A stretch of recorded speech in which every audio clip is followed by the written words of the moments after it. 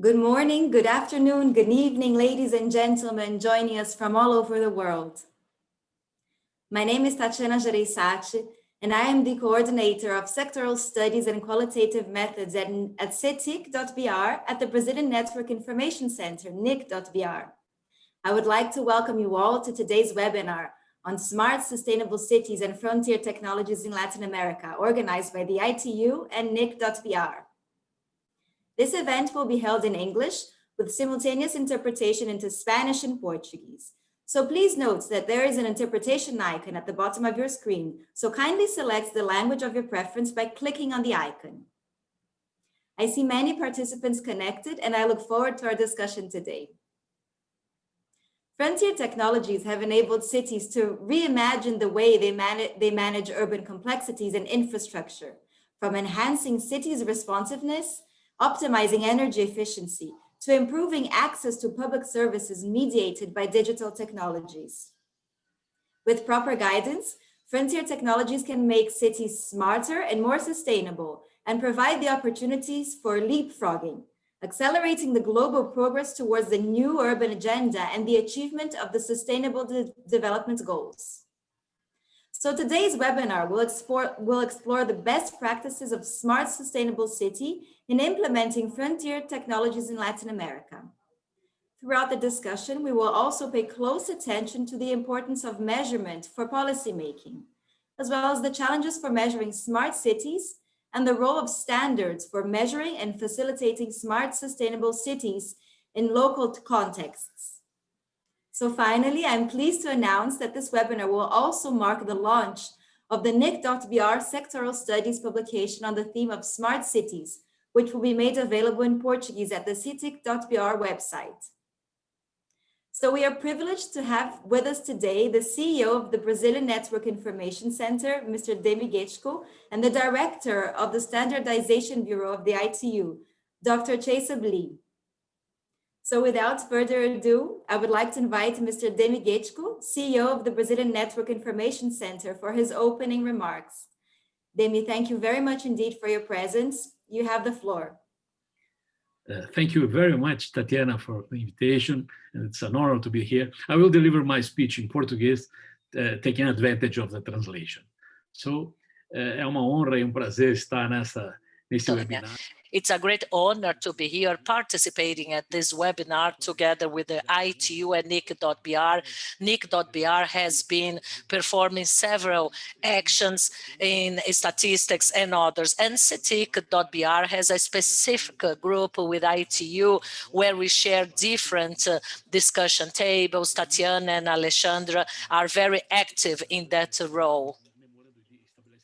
We have a memorandum of understanding all together, which aims that joint work, which we try to develop joint interest activities, especially into smart and sustainable cities, which is a critical topic, especially to the Latin America region.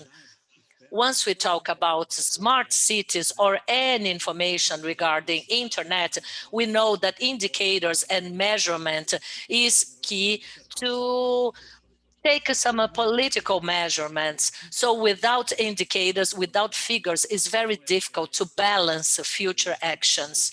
Therefore, we see the huge importance to allocate data, and together with ITU, we are able to spread and disseminate collective data and information. I remember Publish and Standardization, that was an action endeavor together with ITU and Cetic.br, Sustainable and Smart Cities and Circular Economy, which is an additional joint activity. And now we have together the launch of a new publication, which are our ICTs and our challenges for intelligent, smart and sustainable cities. It's a great honor to be here officially opening this webinar. We are eager to hear what everyone has to say, and I wish you all a very fruitful webinar. Thank you, Demi. I would now like to invite Dr. Cetic.br, Director of the Standardization Bureau of the ITU, for his opening remarks. Dr. Lee, thank you very much for your presence today. You have the floor. Yes, thank you very much, Tatiana. A very good day, ladies and gentlemen. It is my pleasure to welcome all of you to our webinar today. All greetings from ITU Geneva, Switzerland. Before I start, I want to thank the Regional Center for Studies on Development of the Information Society of the Brazilian Network Information Center for co-organizing and supporting this event. Many cities around the world have already embarked on the journey to become a smart, sustainable city, including cities in Latin America regions. This is a direct response to the growing sustainability challenge posed by rapid urbanization and to the far-reaching impacts that global emergencies are having, like COVID-19. With careful planning, frontier technologies can enable better decision-making at both macro and micro scale and solve urban challenges with unprecedented level of efficiency. This is particularly important to me as I believe frontier technologies would bring positive impacts only if they are implemented with universal values in mind. To achieve a successful transformation in this area, as in the other areas of ITU's work, collaboration is key. That is why I am pleased that ITU and the Regional Center for Studies on the Development of the Information Society of the Brazilian Network Information Center have recently signed a new cooperation agreement. This agreement provides a new foundation for collaboration between ITU and the NIC. The webinar today is just one of the many activities that we have planned together to support the cities in the Latin American region in adopting digital technologies to sustainability targets. Our United for Smarter Sustainable Cities initiative, called U4SSC, also provides a global platform for promoting and supporting the use of digital technologies in cities and communities. The key performance indicators for smart sustainable cities developed by U4SSC have provided over 100 cities worldwide with the tools they needed to measure their smartness and sustainability based on the parameters set in the Sustainable Development Goals. To further enhance our work, I'm also pleased to announce that ITU has signed a new collaboration agreement with UN Habitat on World Cities Day a few weeks ago. So it builds on important initiatives like U4SSC and the common work of ITU and UN Habitat in support of the new urban agenda and UN SDG number 11. We are already seeing some preliminary results of our collaborations. So ITU is also pleased to have contributed to the urban monitoring framework from UN Habitat, which greatly complements the already successful U4SSC KPIs for SSC. I have no doubt that ITU with key partners like NIC Brazil and UN Habitat will continue to work hard to enhance the digital transformation of cities and communities.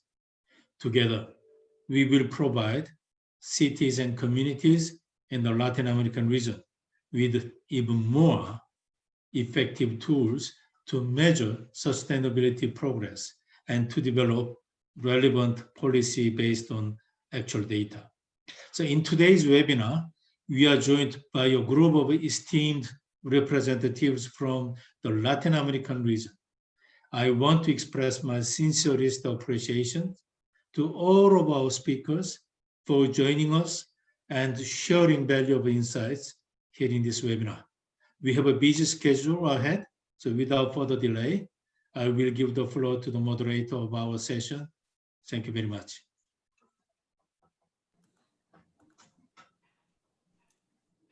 Thank you very much, Dr. Lee, for your presence and for your kind opening remarks. So before we delve into today's discussion, I would like to provide general information on how today's session will be run.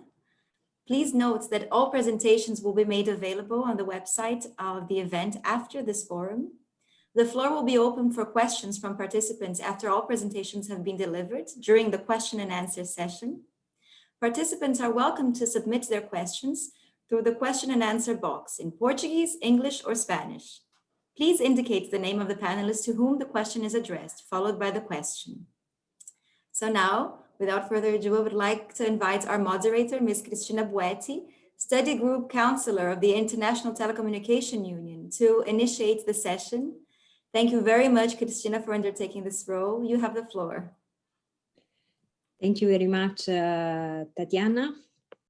It is also my pleasure to welcome all of you to our webinar today, and just a little bit of information about myself. I'm Cristina Buedi. I'm actually the counselor of ITT Study Group 20, and I'm also the focal point on environment and smart sustainable cities at the ITU.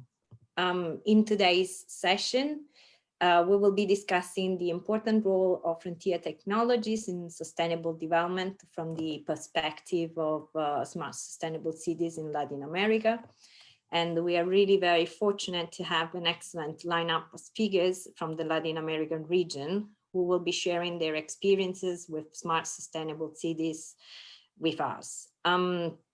Before actually we move directly to the session, I would like to share with you some information also that will be of use and also set the framework for the discussion today, specifically on how cities and which are the challenges that are being faced by Latin American countries, and how frontier technologies can really help tackle them and give them a boost. So without any further ado, I would like now to introduce our first speaker, Mr. Martin Olmos, the Undersecretary of Information and Communication Technology in Argentina. And I would kindly ask Martin, the floor is yours. Thank you. Thank you, Cristina. I will be presenting in Spanish.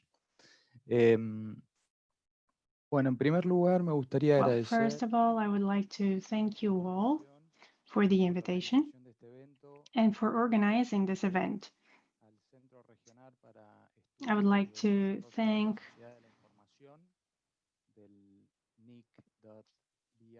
NIC.br.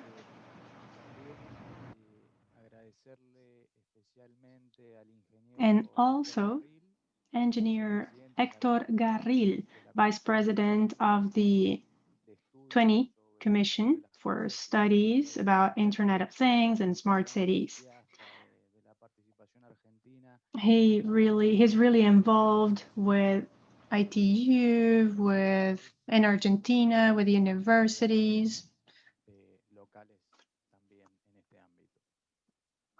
and with the local government.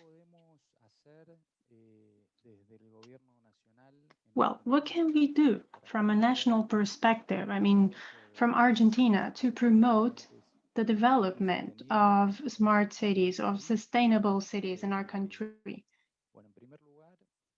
Well, first of all, I think what we have to do is try to promote a little bit more of what IUT is doing, and also the adoption of the conceptual framework that is being developed now in the Commission for Studies that I mentioned. And why is this important? Well, it's not just a general concept of public policies. It's not just about having indicators to be able to measure the progress of such policies and correct things as necessary, or to have a foundation for public policies. There's also another factor. There is an important factor of standards here, so that when we have mass adoption or massive adoption, we can also set some general goals and have a better coordination of cities. That's what happens in Argentina as well. They won't necessarily respect all of the administrative limits. So we have metropolitan areas, large areas where coordination is very important to be able to have smart, sustainable cities. That cannot happen without a common framework that everyone follows. And that's why it's very important to have or to adopt such key performance indicators for the development of such smart cities. We're talking about regulations in the ICT area, and our role is also thinking about connectivity in our country.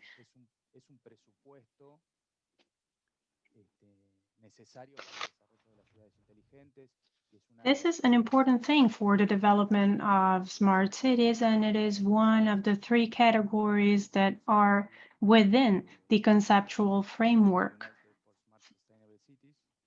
of United for Smart Sustainable Cities. In September, we had an important framework that was launched to be followed, and it has lots of emphasis in public investment and connectivity.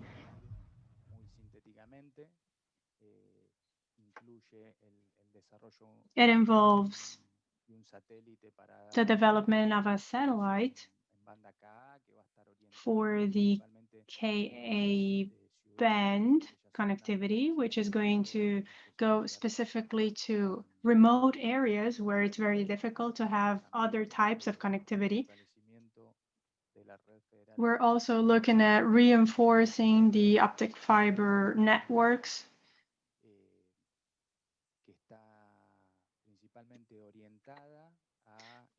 which is mostly focusing on connecting small to medium-sized cities, where because of the market,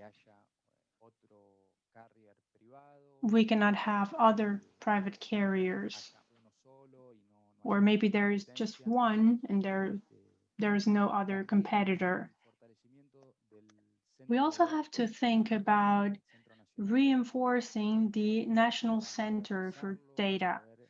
We have to have a more modern center and maybe be able to offer different cloud services, for instance. That would be very important as well, since that would allow us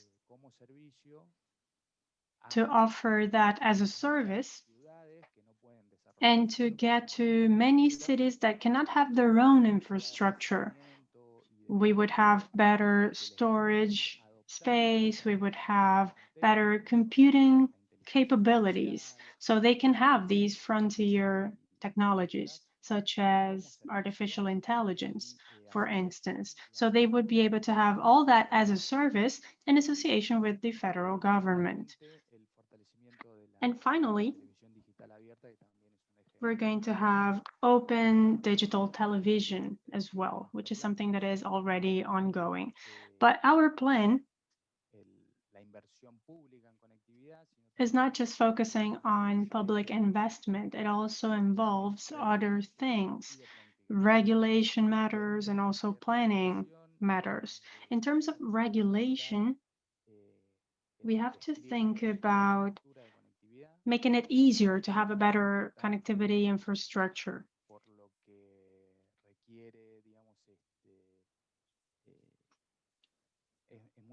That is very important nowadays.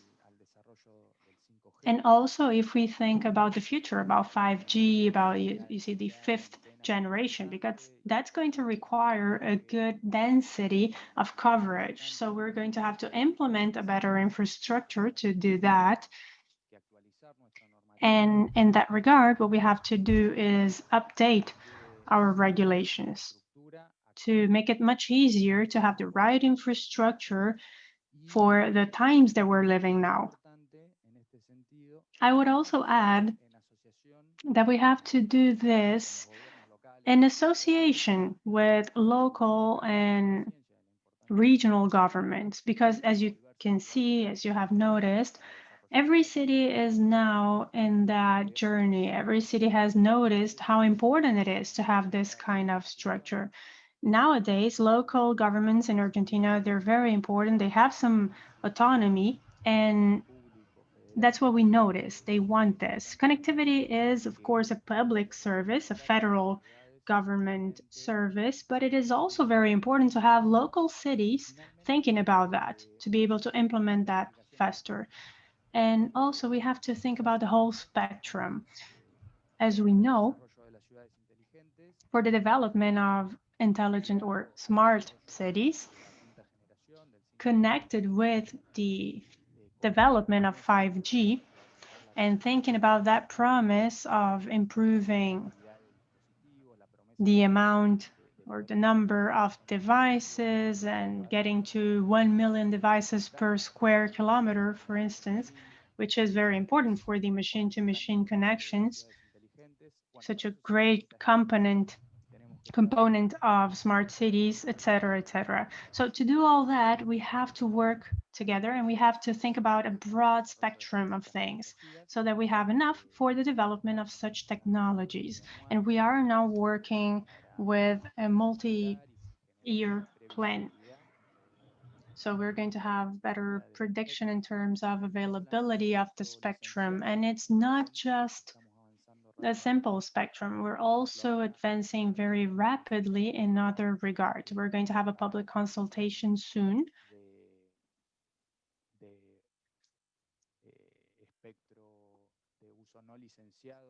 for the non-licensed spectrum, for the 6 gigs, for Wi-Fi 6E, for specific uses, indoor and with low potency. But that's very important when we have to connect from home.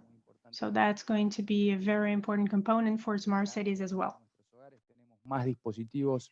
We have more and more devices connected to Wi-Fi in our households, and therefore we need to have more spectrum and provide more spectrum for more devices, household devices to be connected. And in so doing, well, we have been making important progress in this regard. Well, without further ado, these were the things I wanted to share with you related to how connectivity is moving forward in our country, and of course, been willing to support the development of smart cities with connectivity and infrastructure. Thank you. Thank you very much, Martin, for sharing all of the progress you've been making in Argentina. And it's really interesting. We are also going to have a session with the mayor, Mrs. Dennis, who is going to share her experience from the city of Esperanza, and also with indicators. Well, now we will move on with our panel, and I would like to welcome Ambassador Ms. Tina Dunn from the Dominican Republic, who is going to share her experience and knowledge with us. Also take this opportunity to thank her for joining us and supporting us in the activities we are working on in the ILO. Thank you. Katrina, you have the floor. We cannot hear you. You have to open your microphone. Oh, thank you very much. Thank you for inviting me, thank you to the ILO, to Christina, and to Mr. Chabogli, who are unconditional partners of the Dominican Republic. I would like to begin the presentation called Smart City and Latin America Challenges and Shared Stories with the Way Ahead. I'm going to share my screen so we can actually get started with some initial remarks.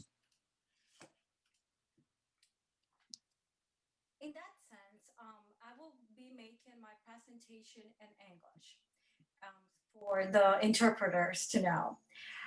This is a very important event about smart cities, sustainable development, and frontier technologies in Latin America, taking into consideration the digital divide that we have in our countries. For the Dominican Republic, it's an honor to be here today speaking about our challenges, the success stories, and the way ahead. I will not focus my presentation only into the Dominican Republic. I will be talking about global aspects that affects Latin American countries with respect to smart cities. In that sense, Latin America is the developing region with the highest urbanization rate on the planet.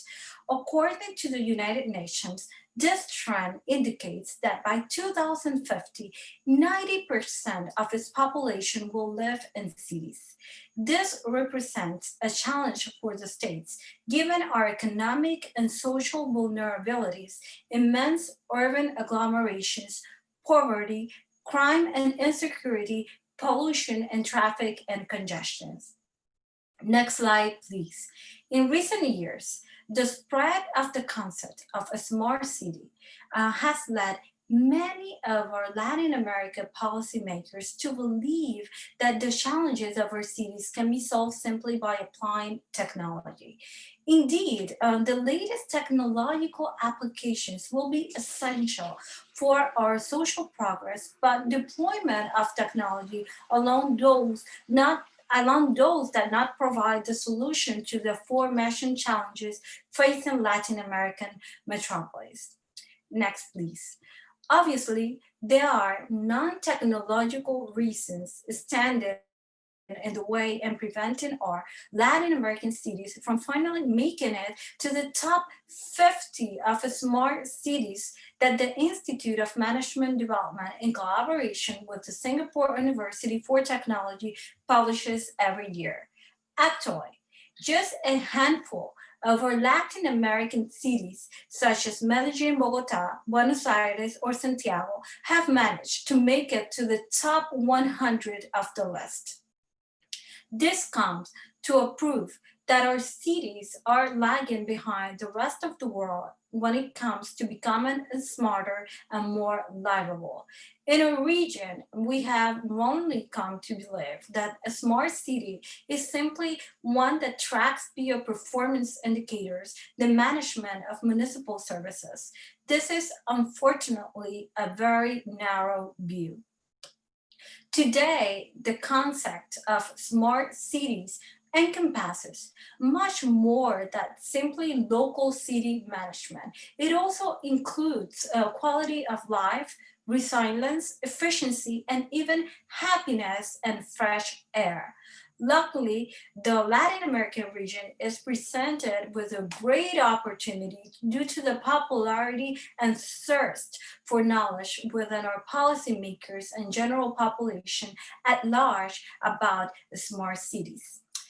We have made cities the main space for social integration. Our cities are an integral part of our country's offerings to tourists, foreign students, and investors.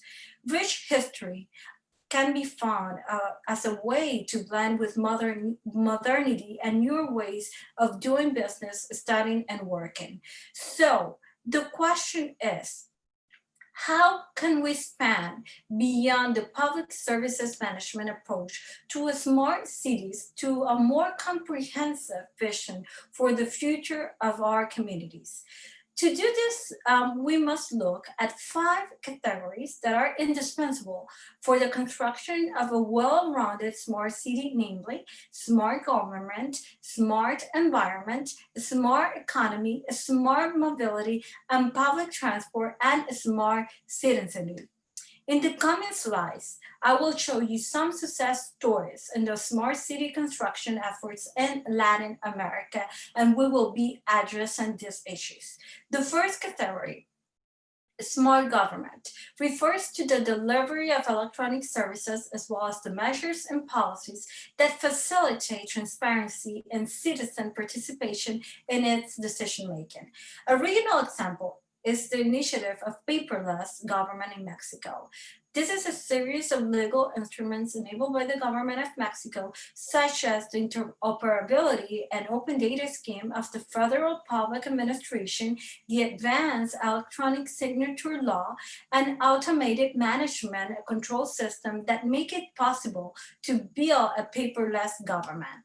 Thanks to this initiative, the government of Mexico's taxpayers can make online consultations and documents signed electronically that have the same functionalities and guarantees as a physical document. Also, in the Dominican Republic, we implemented through the Presidential Office of Information and Communications Technology, which has the responsibility of planning, directing, and executing the necessary actions to implement the electronic government in our country through the dissemination and use of information and communication technologies. To this day, hundreds of government services have been made more accessible to the public thanks to this initiative.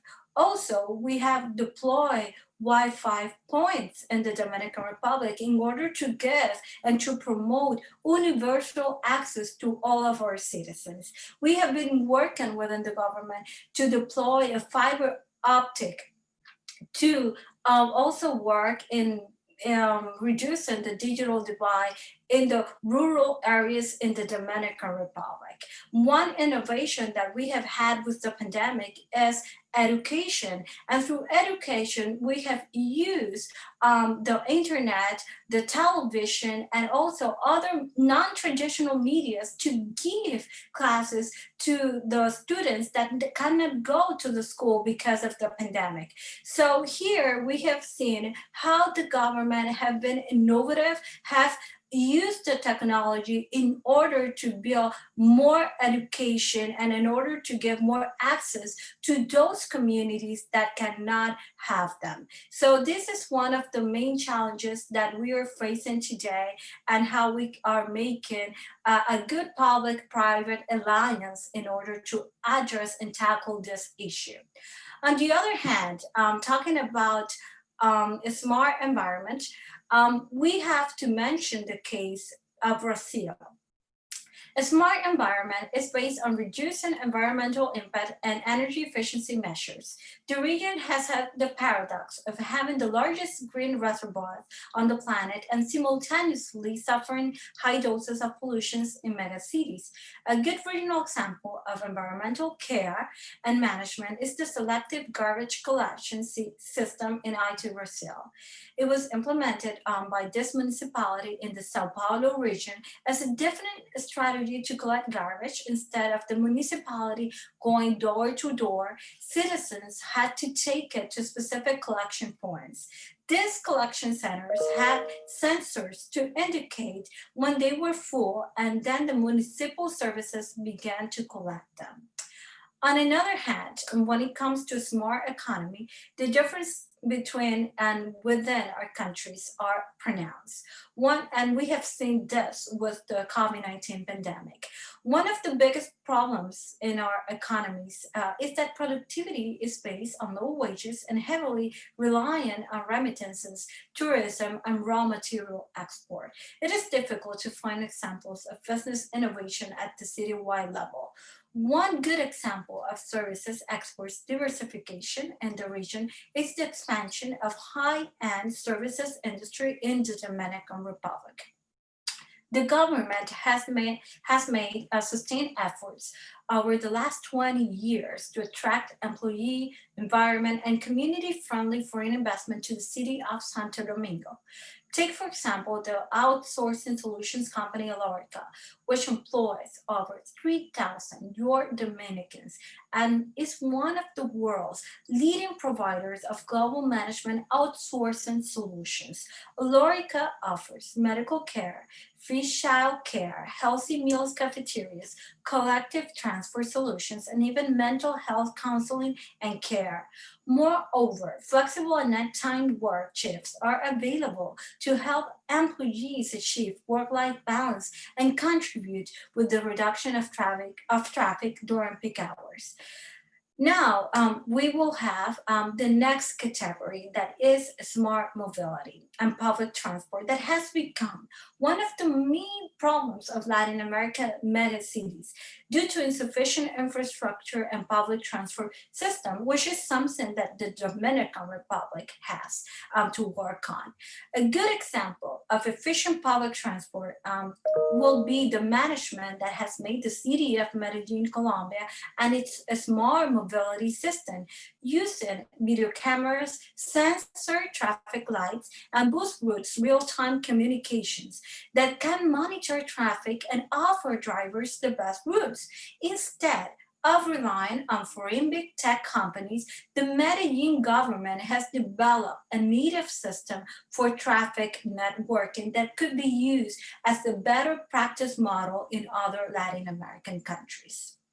So finally, in the smart citizenry category, we have the scope of education and culture in the region, which has made outstanding advances in this century.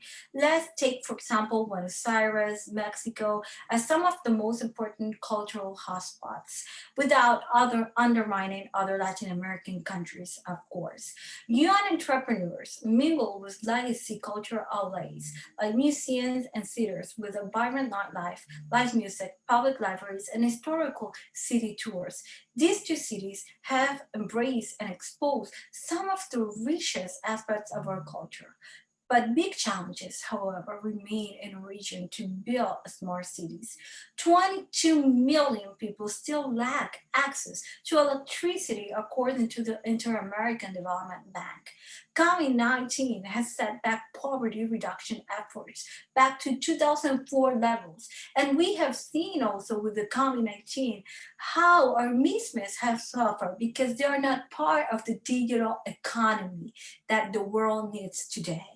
But despite these challenges, Latin Americans are confident that our citizens and policymakers will sooner than later align interests to build the communities we deserve. And in that aspect, like Argentina, the Dominican Republic has worked in the deployment of fiber optic in making the internet access, universal access, more accessible for poor people, but we have challenges that we have to face. And the only way we see that we can work into building a more equitable society is having public and private sector alliances that work for their people and for their society. Thank you very much. Thank you so much, Katrina, for these very interesting presentations, and most importantly, for sharing with us the different experiences and also best practices that are being implemented across Latin American countries. Now, without further ado, as we have a quite tight agenda, I would like to invite Ms. Ana Maria Meiners, the mayor of Esperanza, Argentina, to deliver her presentation. Thank you.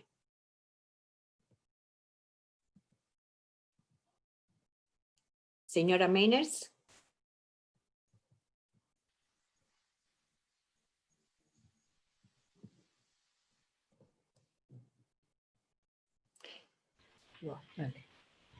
Bueno, podemos escucharla, ¿sí? We can hear you.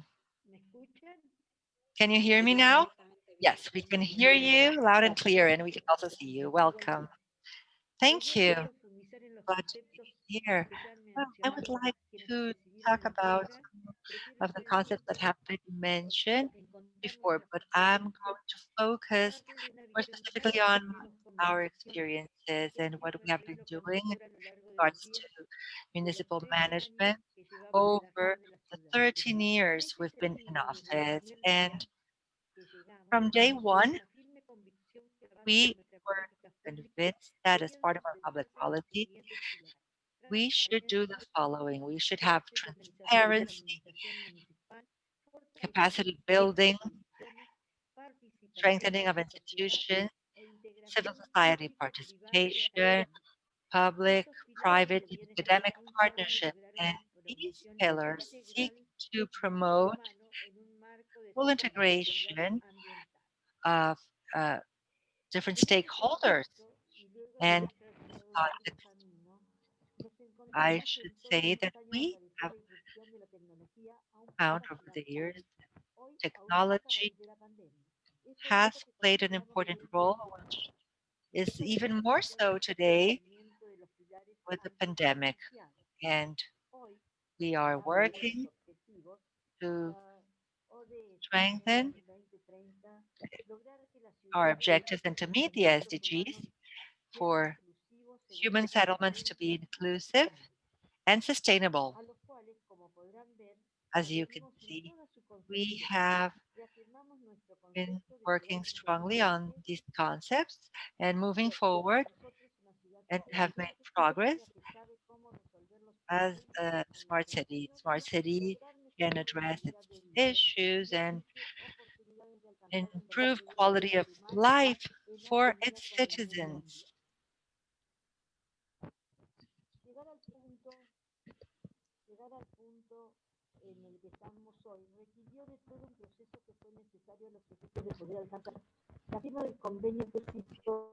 And we are now focusing on public-private partnerships.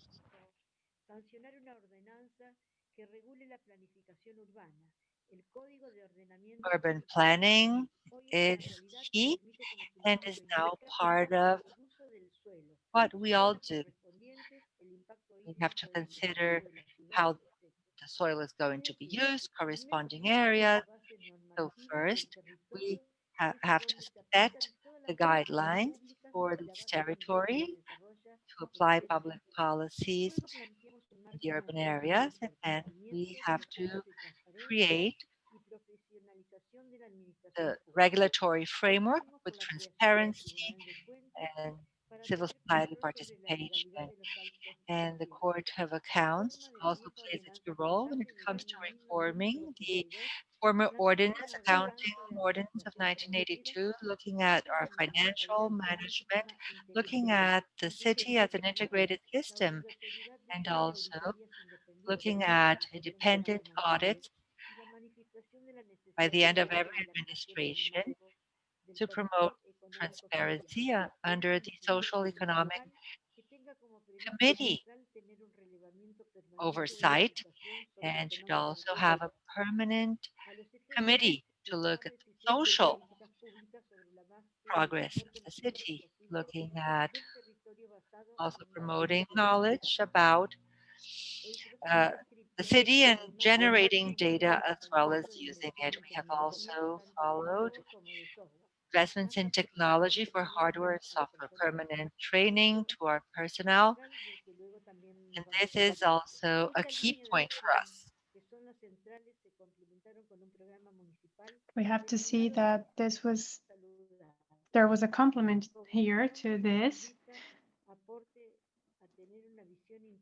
We have to have a complete view of the population in each and every city. So that has to do with health, hygiene, the situation of basic services in an integrated manner. So we're going to be updating all of the aspects that integrate this broad spectrum, all this into a government that leads with participation of everyone, with good governance. Through this plan, we've been working permanently for 10 years with different institutions and with different public policies. This has allowed us to apply the idea to different sectors. Without that, we wouldn't have been able to partner with the technology university, the UNT in Argentina, and other institutions. And we're deeply grateful for their work with us. We wouldn't have been able to do that because it's been very important to us to have their support in the development of smart cities. We're complementing each other. We're measuring the use of technologies from the government perspective so that we can have some key indicators And on the other hand, by looking at the evolution of that throughout time, we can understand what the quality level is and how to reach the objective in terms of human development.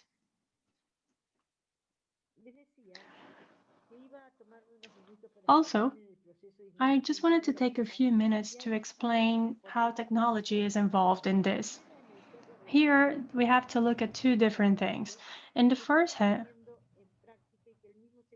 on the one hand, we have to see what the municipality already has. This will allow us to understand what information is being generated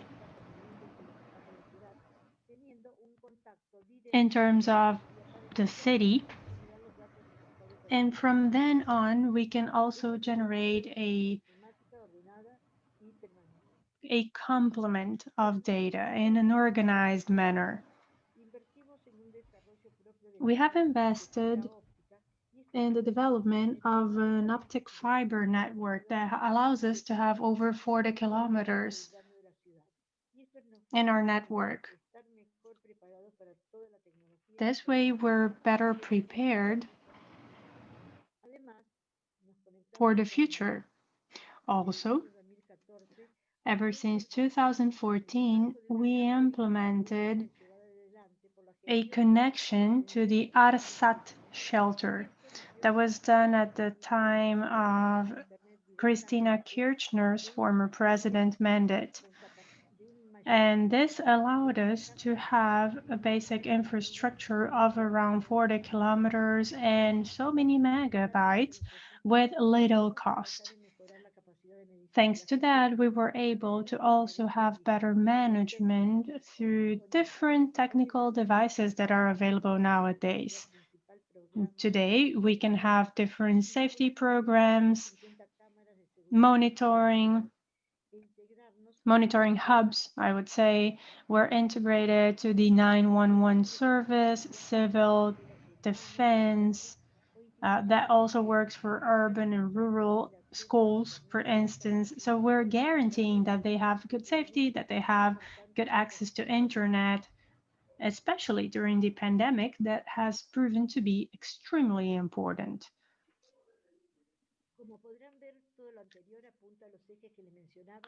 As you can see, this is the foundation for us to think about a specific, this was the foundation to think about a specific agreement. I have to insist and reiterate that it was very important to work with the UNT for us. This wouldn't have been possible without their support at National Technological University, UNT in Argentina. But is this enough? Well, this is maybe a starting point.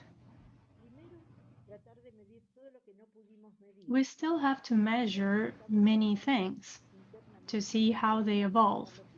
We're working internally now to improve our indicators. And we're also working with the UNT to see how we're going to get some external support with the municipality specifically, so that we can count on them to look at more broad indicators. Also, we have to quantify the evolution of such indicators as time goes by, as things evolve, to see how things are going. So why are we saying that we have changed this, that we have transformed it into public policy? Well, as you see, this has to do with the quality of our management systems, of our management processes. And that's why we approved the ordinance project with certain indicators and standards developed in cooperation with the UNT in Argentina. So now the government has the obligation to continue to measure such indicators so that they become one of the pillars for the assessment of our management processes quality. In the future, the idea is to be able to have a fixed budget that will include this.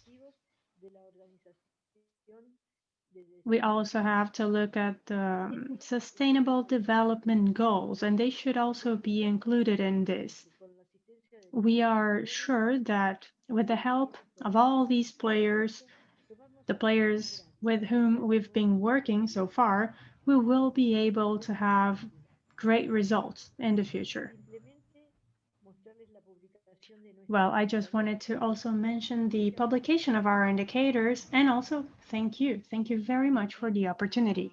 Many thanks actually to the mayor for sharing with us actually the experience of the city of Esperanza in implementing SSC indicators. I fully agree with the consideration that were made indeed, where when the mayor was saying, you know, is it sufficient now that we have implemented the indicators? No, it's just the beginning of the journey. And I'm very pleased to learn that the indicators have been used as really a policy guidance so that, you know, new policies and new action could be set in place, knowing actually the real status of the cities. So congratulations once again to the city of Esperanza and to the mayor for taking this initiative, and of course also to the university, Technological University of Argentina, that assisted in this effort. I think this is really a great collaboration effort that has been carried out. And now, before we move actually to our next panelist, as I see that we have a very active panel, and I'm very glad that the audience is really participating in the discussion. I would like actually to respond to the questions that have been written to the chat and invite all the attendees to ask any questions that they would like to be answered by our distinguished panelists. So let me start with the second questions that was asked by Luis Felipe Lorenzoni de Oliveira. So I would like to invite Martin maybe to share his views on Luis Felipe's questions. Martin. Thank you, Cristina. I will be answering in Spanish. Sí, la pregunta apunta a la coexistencia entre Well, the question has to do with the coexistence of the technology infrastructure and the structure of the city, considering that there is more of a demand of bandwidth and also infrastructure. It happens sometimes that we have some bottlenecks. It is true. It is indeed a challenge. It is indeed a very important thing.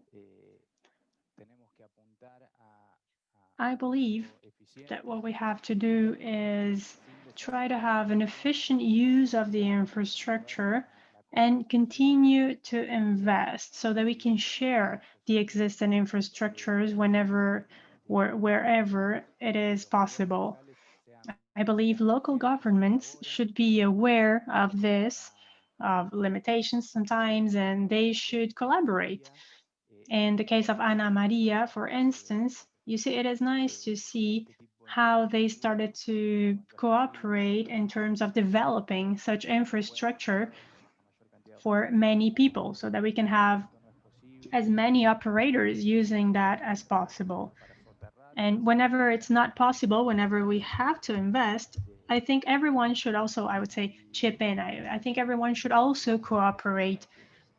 That's my opinion. We have to look at models where we can all share the infrastructure so that we can invest more in the infrastructure and more people can use it. We can also reduce costs through that. So that's the idea, really, to share the infrastructure. That's my opinion.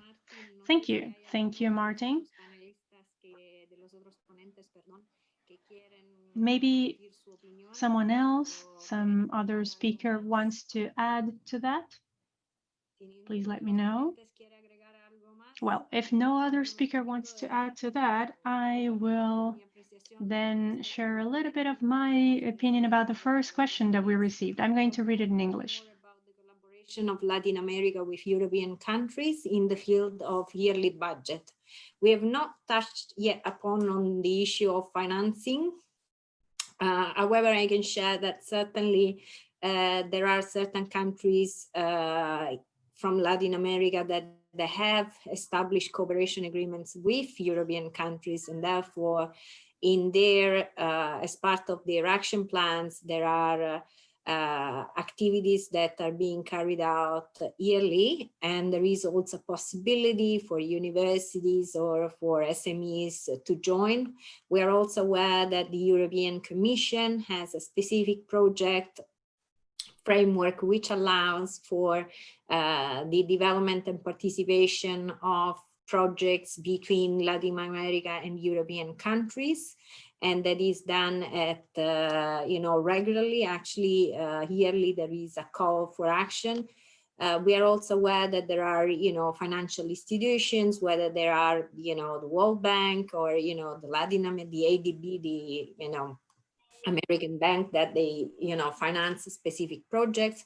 So certainly that depends really on the area within the smart city area that the project is falling in. And I hope that with that we have answered actually all the questions that we have received by the audience. So I believe that now we can move on to the next panelist. So I think I would like now to introduce our next speaker. Is actually a colleague from UN Habitat, Javier Torner Ruiz de Timino. So Javier, the floor is yours, and then I'll let you decide whether you want to deliver your presentation in English or Spanish. Thank you. Thank you very much. So I'm going to start the presentation.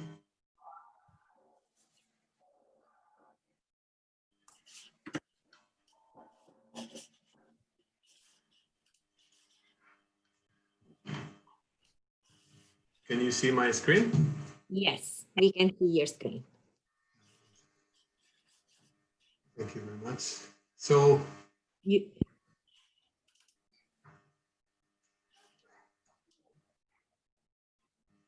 very good. Thanks a lot for this invitation. We are really glad to be here today with you with this collaboration that has started a long time ago.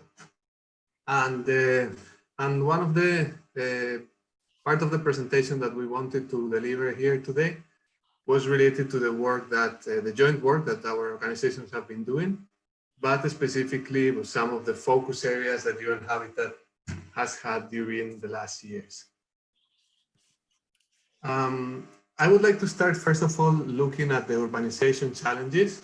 When we talk about smart cities, we think of the importance of delivering solutions for people. And these solutions need to be aligned with the challenges that we find in cities. So, of course, no need to go through all of these, but as we are already aware, we see the big potential that technology, frontier technology, represents for tackling issues such as environmental, climate change related topics, integration of people with topics related to exclusion or lack of participation. And what UN Habitat promotes at every step of the process is how these technologies can be used to build cities that are more inclusive and that bring people and participation to another level. So one of the main, let's say, presentations or topics that I would like to bring today is the World Cities Report 2020. This is a publication that has been developed recently and published very recently by UN Habitat. And it talks about the main aspects of sustainable urbanization.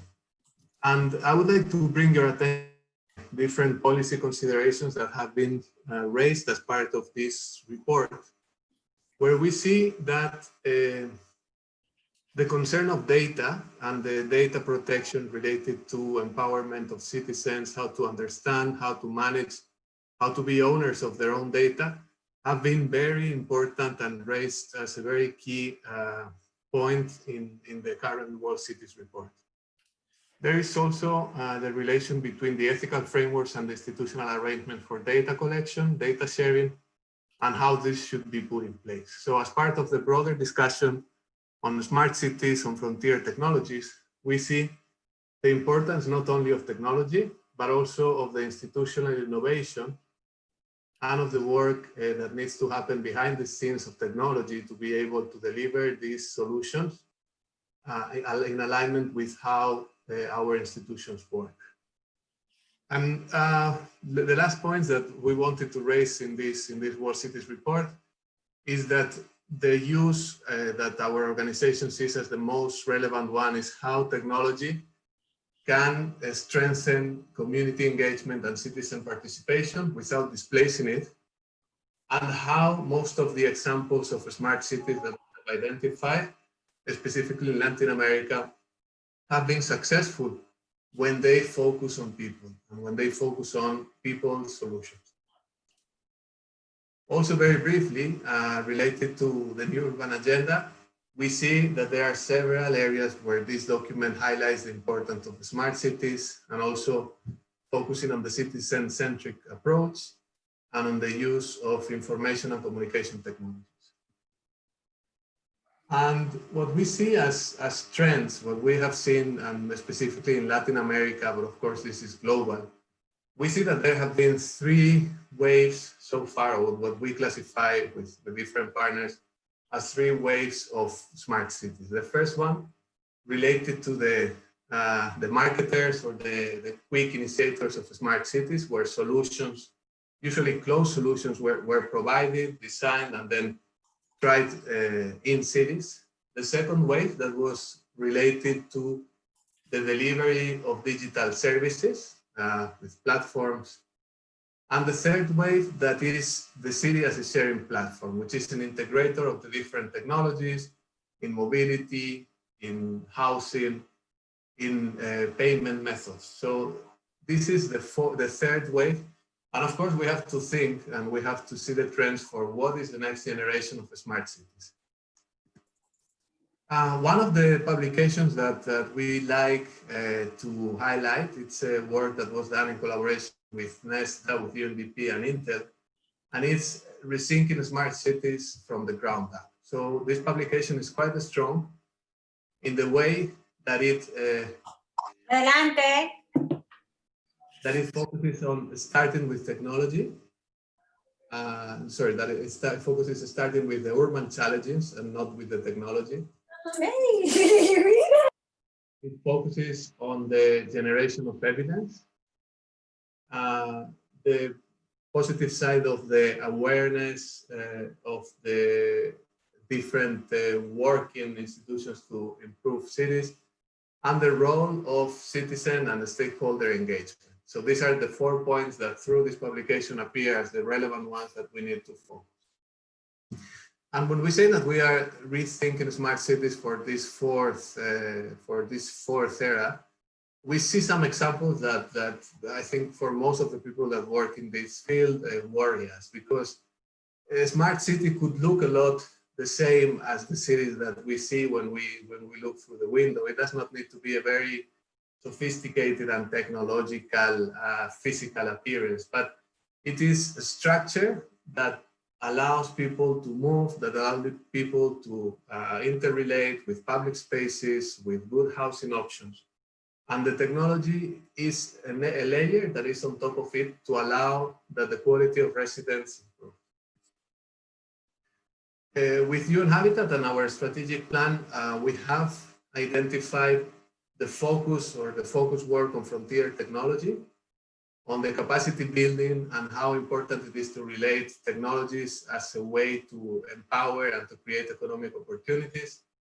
and specifically how these technologies can help us work and integrate underserved populations or populations that might have been left out of the benefits of urbanization.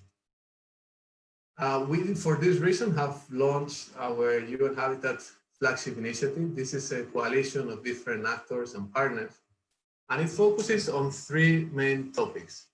It focuses on policy transformation, on financing the digital urbanization and innovation, and on the digital empowerment and capacity building.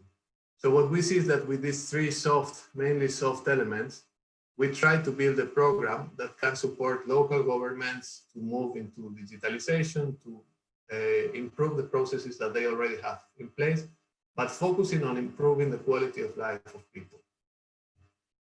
Some of the concrete initiatives and examples of our work, of course, with our partners today here, as part of collaboration with ITU, with the focus group on the data processing for smart cities.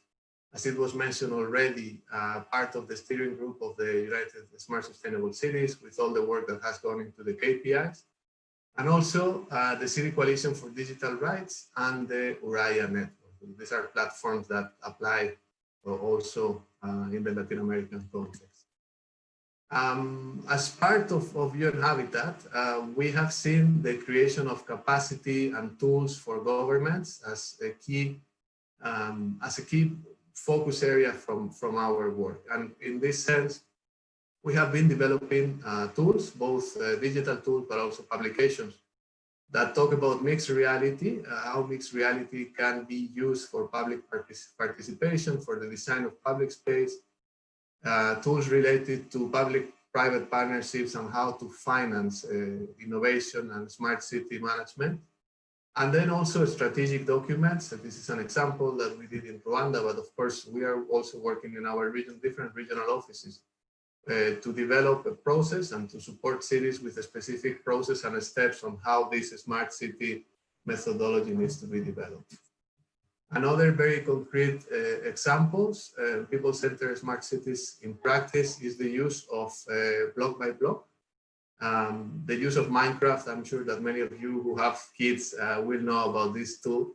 It is one of the most popular video games, and with this video game, through this video game, we have been able to design public spaces in a collaborative way and involve different generations of people working together through a digital platform to design different public spaces to provide solutions. This has been extremely useful, especially in the current situation that we are living, because we are able still to hold our workshops in a participatory manner where very pragmatic solutions can be developed. Also related to issues of inclusion and technology related to urban mobility and the work that our colleagues in urban mobility are doing with startup accelerators in Nairobi is one of these examples.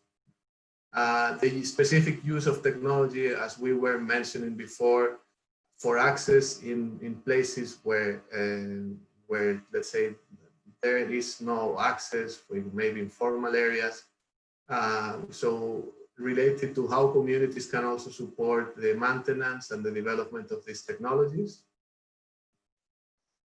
Another of the examples, which is soft use of technology, focusing on people and participation, which is how mixed reality and how digital twins can be used to visualize and co-create urban design projects. So with the support of Minecraft, how new developments, how new areas of the city can be visualized by people in the daily life and can understand better and be part and have an opinion on how the city should develop. And also, I mean, one last example that I would like to mention is how these new technologies can help us understand better our cities, map, and get granularity in data.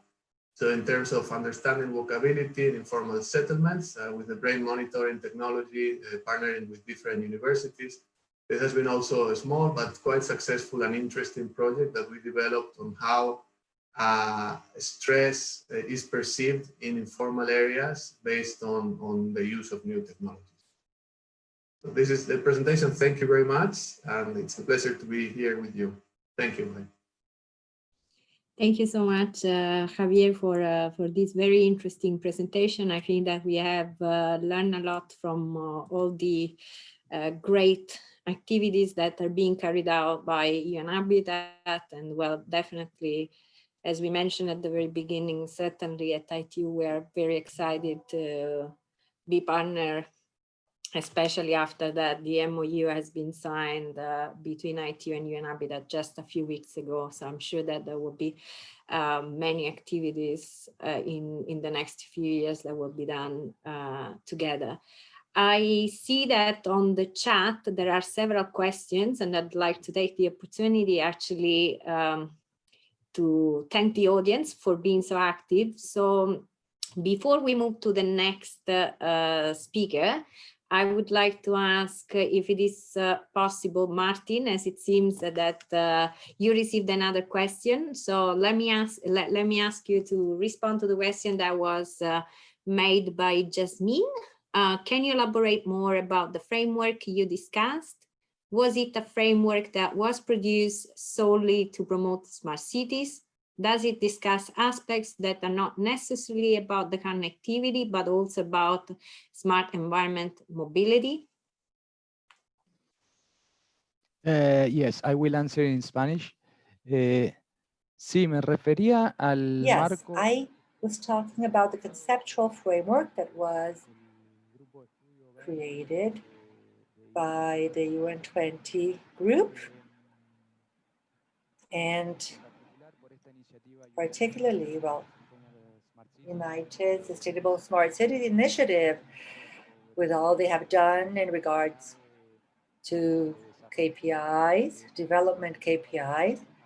I meant this conceptual framework in particular, which we have to promote and share so that more cities can adopt it, can implement it, and therefore we would have common goals and aligned activities. So I can share the link to the study group website and the initiative, the United Initiative for Smart Sustainable Cities initiative on the chat, and you can all actually visit the website. Thank you very much, Martin, for your reply. As I understand that not all attendees are able to read the questions. So now let me move actually to our next question that was made by Gilbert Corrales. ¿Cómo abordar la gestión del cambio de los ciudadanos? How to approach management and change by citizens in smart cities? Is digital transformation more about a cultural transformation? Hi, Christina. Yes, indeed. Well, it is a very important question because it relates to the measurement to assess the impact of a given technology into citizens' life.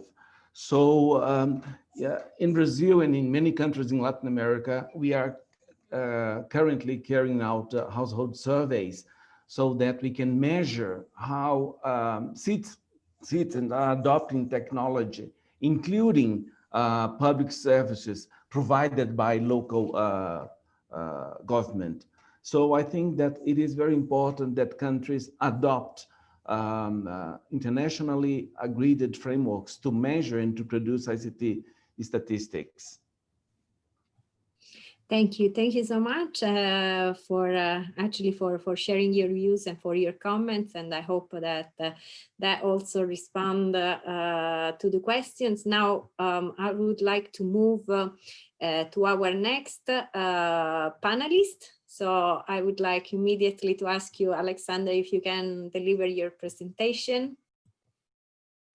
Yes, Christina, thank you so much.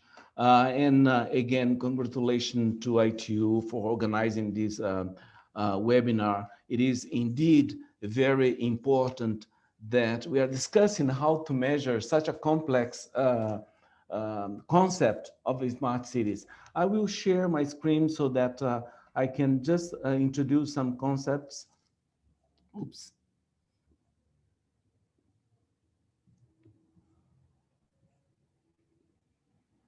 I hope that you can see my screen now. Yes. Yeah, thank you. Well, first of all, let me just tell that here at Cetic, our main mission is to produce reliable and representative ICT statistics in different domains. Here we have a list of areas that we are monitoring, basically producing ICT statistics for policy design and policy monitoring, and also for monitoring international agendas such as the SDGs. So we are currently conducting 10 national-wide surveys like households, kids online education, etc.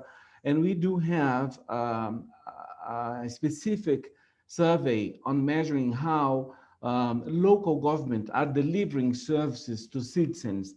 So we have included in our last edition of the ICT e-government survey a set of few indicators to try to capture how the local government are adopting ICTs as an important tool for management of the cities,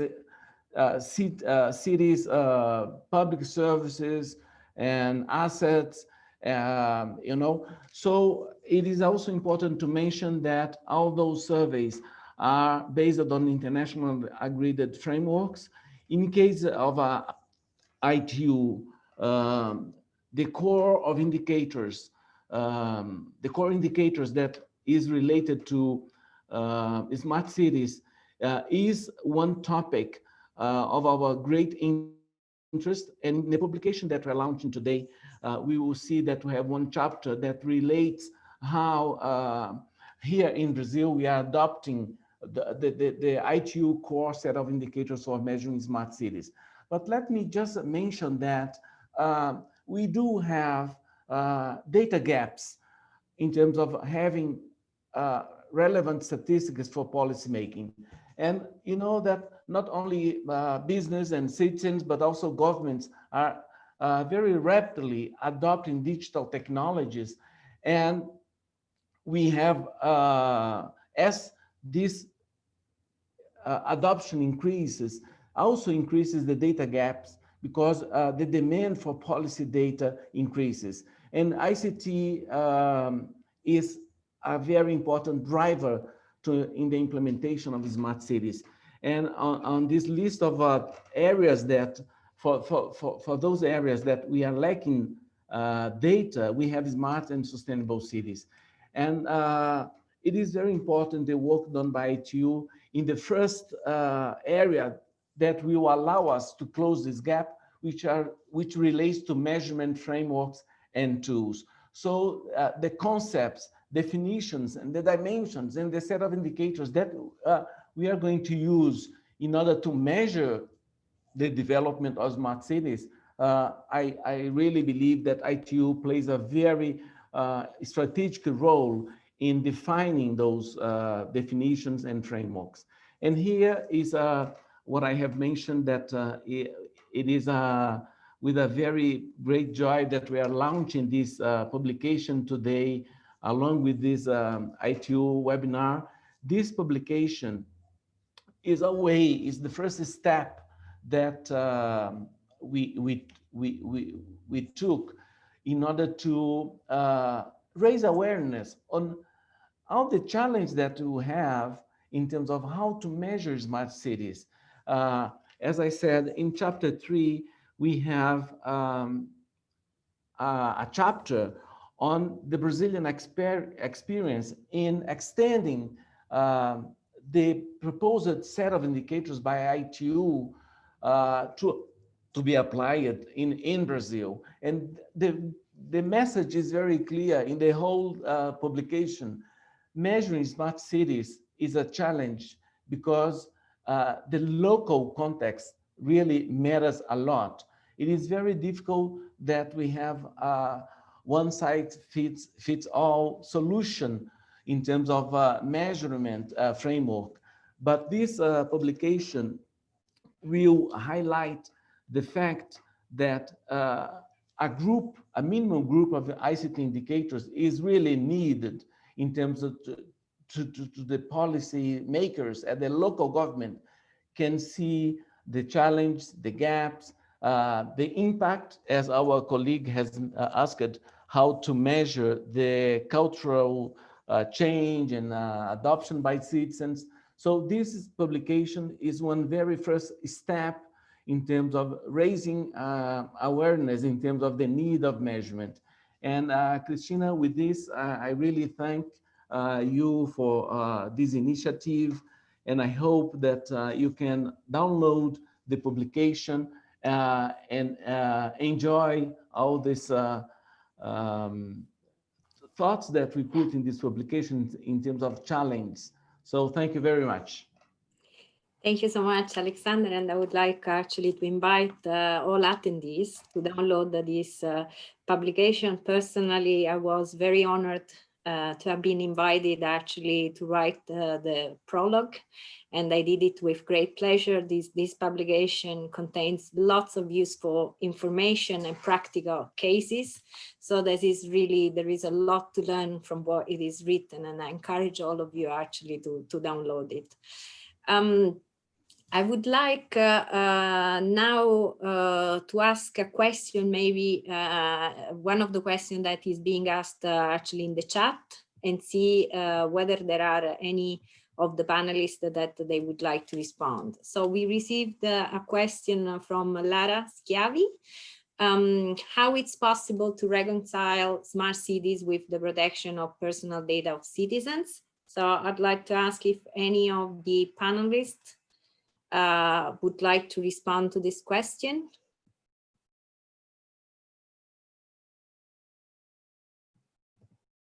Then I can give it a try.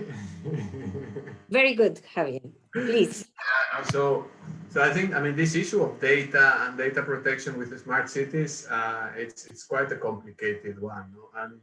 And what I can answer is how not to do it, actually, because what we have seen are many examples that have been focusing on gathering data and using that data for surveillance. So I think the important part here, there are many different technologies, there are many different solutions. But I think what is important from our side, and I know that it's not like 100% clear answer, but the important thing is that that data it's that the citizen is the one that knows what data is being created, because he is engaged in the data creation process. Well, I think that is the important part, is we should see the data as our asset.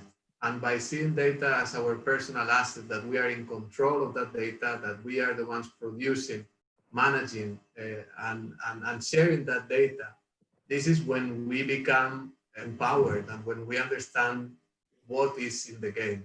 I think that is the key question. So more than setting systems that go from the top approach and trying to set a system that gathers data through sensors, I think we have to move to systems that are more human-based. That is, each one of us as citizens can define which data we are ready to share, and to have a simple interface where we can manage that kind of data. We need to see data as an asset, as something that we produce and that needs to be valued. So, I mean, it is a bit of a philosophical answer, I understand, but I have the feeling that technology can be one or another, but in general, the approach, or if we look at those principles, that should be the basis, and that I think is what we can reach to discuss. Of course, a much longer discussion would bring us into more detail.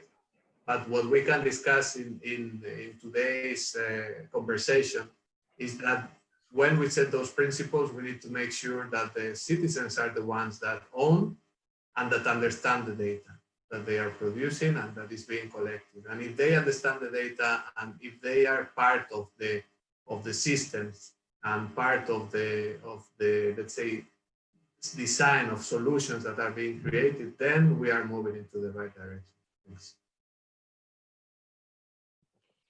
Thank you, Javier. And I think that, well, just to add some consideration on what you said, I think that There are some efforts ongoing in various regions. For example, in Europe, there is the European General Data Protection Regulations, which has been put in force.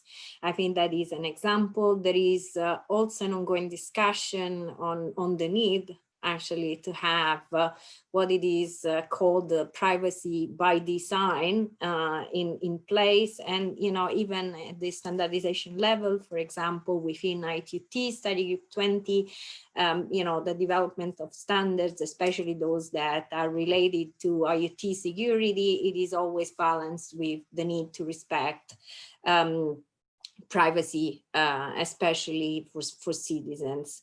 I know this is really one of those key crucial questions, especially for those policymakers that are involved in building, shaping, and you know, certainly creating smarter and more sustainable cities. And that's why you know, I think it's important that we discuss these questions in webinar like the one that we are having today. So thank you so much for the question. I would like now to move to our next speaker. I'm very pleased to introduce to you Tania Marcos. So Tania is the Vice Chairman of the United for Smart Sustainable City Initiative, and is also actually the head of the Smart Sustainable Cities division within the Spanish Association for Standardization. So Tania, the floor is yours.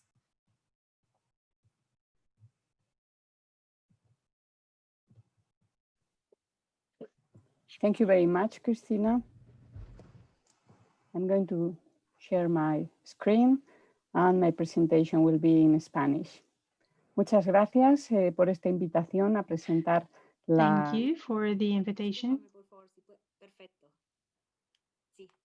Great, we can see your screen. Thank you. So thank you for the opportunity, for the invitation to be here to talk about U4SSC, United for Smart Sustainable Cities. This is co-directed with by the ITU, the Economic Commission for Europe, especially the Spanish Association, and the UN Habitat Program. The idea is to help cities attain the sustainability goal that we all have. We want cities to have inclusion, resilience, and this will serve as a platform for public policies and to stimulate or to encourage the use of technologies for digital technologies. This way, we're going to make it easier to have a good transition into smart, sustainable cities. The structure here is according to different themes. It has a global range, a global reach. So we're talking about all smart, sustainable cities. This way, we're going to see each and every aspect of intelligence or sustainability. What we see here is the following. We have all kinds of topics related to cities and communities. So for instance, we're talking about city platforms, we're talking about artificial intelligence, also economic recovery or financial recovery, especially thinking about COVID-19 and the whole situation.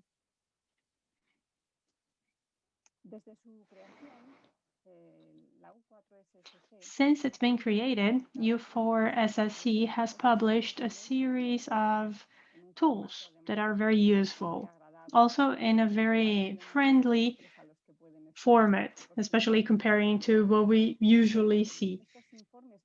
It's a very user-friendly format. So these publications, these tools or resources, they are free. They can be found on the website of U4SCC. And I'm just going to mention a few examples. So there is one on city transformation using frontier technologies. There is another one, which is a guide to circular cities as an important element for the 21st century cities. We also have an application framework. We also have one that connects cities and communities with sustainable development goals. And we also have one that enhances innovation and participation in smart, sustainable cities. Now, the goals for us with these documents is to get to different places and to help creators of public policies. And that's why it's very practical. I'm going to give you an example. Let's see here. There is one on blockchain. Blockchain as a possible solution to deal with the needs of smart, sustainable cities. The goal is to understand and to be able to assess the contribution of blockchain in the development of smart, sustainable cities. It is useful if we want to show how this can really change cities. I mean, the potential of blockchain in these cities, and also look at the risks and benefits of using blockchain in these places. Its application is under continuous analysis, of course. We have to assess how useful that's going to be. And we can also measure the implementation process. It is very interesting to see here that there are some temporary results here, some initial results of things that were implemented in certain municipalities. So we can see how that was implemented, the use that is given to blockchain in different places. And we actually have 8 cases that are in this report that show how blockchain is helping such places to be smarter and to be more sustainable.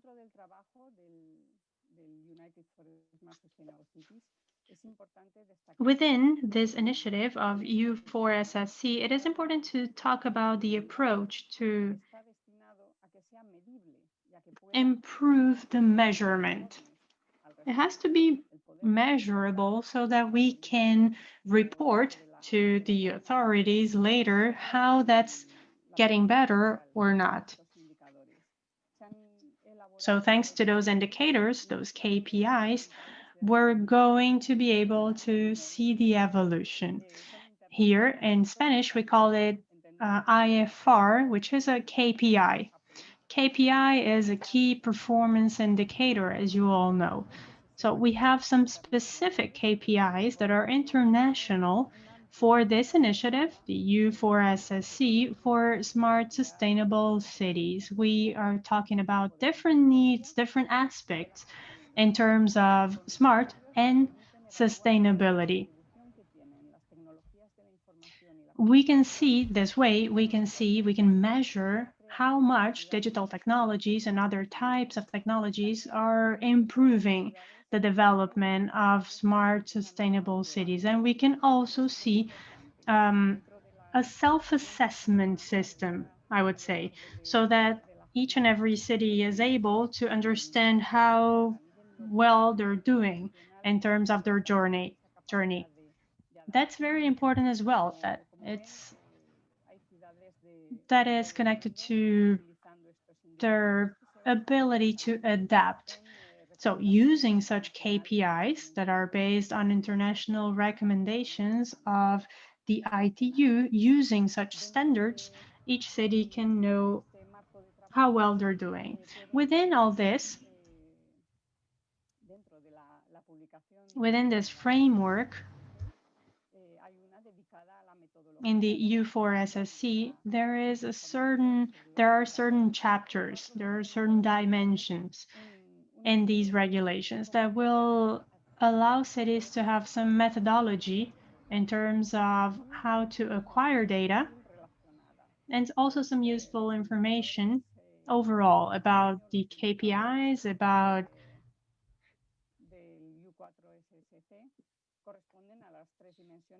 the criteria of U4SSC in terms of economy, environment, and a very important thing as well, which is society and culture. So these different dimensions, they will have like a breakdown in different pillars and different categories. So this way we're going to have more specific criteria on which they have to focus. So every city, no matter where they are or their size, what their size is, they will be able to find the indicators that are more connected to their goals and respond to that. This way, cities are able to measure and to inform about something concrete and specific. Well, after they have started, after they have presented the international reports, virtually every city knows how to continue their journey. I mean, they're going to have a roadmap. They will have an initial report of the indicators. So that's going to help a lot for their initiative of being smart and sustainable. Now, in terms of the applications, thanks to this global framework, you can apply top-down or